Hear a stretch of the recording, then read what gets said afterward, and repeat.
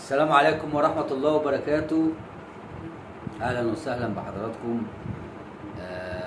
عندي موضوع مهم عايز أتكلم فيه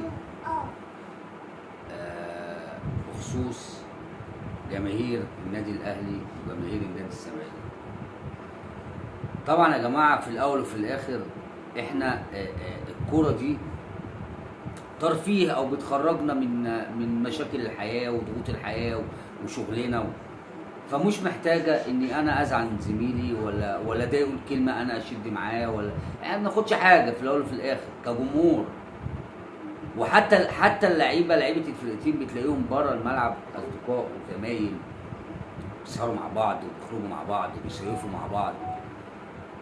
لان انا شايف ان الموضوع زاد عن حد، مش محتاجه. ياما النادي الاهلي كسب وياما هيخسر، بس انا عاتب على بعض جماهير النادي الاهلي انهم مش بيتقبلوا الهزيمه، ما بيتقبلوش الهزيمه. ليه؟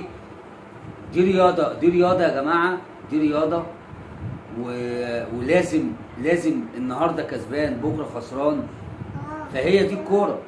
استني يا لوزه بقى، خليني اعرف اتصور. طب عايزه اقول لك حاجه. قولي لي.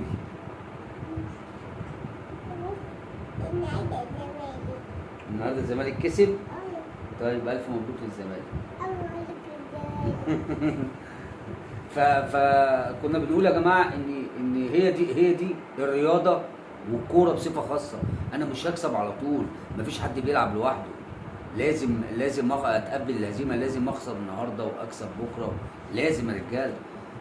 انا بكلم جماهير الفرقتين، فعادي اللي نفسي اشوف الفرقه اللي تخسر تقول لي الفرقه الفايزه الف مبروك بالنسبه للجماهير، الف مبروك يا رجاله، ويهنوا بعض وتبقى العمليه حلوه بيننا. لان انا شايف الموضوع بوخ او بقى دمه تقيل قوي.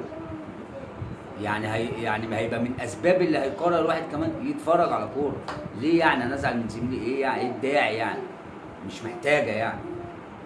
ده احنا بيبقى في ماتش اهلي والزمالك الواحد بيجهز نفسه وبيقعد وبيخلي العيال في البيت يجهزوا له، يعني بتبقى حاجه ترفيهيه، مش محتاجه شده بيننا وبين بعضينا.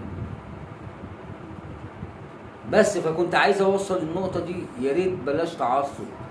يا ريت يا جماعه، النادي الاهلي نادي كبير ونادي الزمالك نادي كبير، وده يكسب النهارده وده يكسب بكره وده ياخد بطوله، ما النادي الاهلي عمال ياخد البطولات، ايه المشكله؟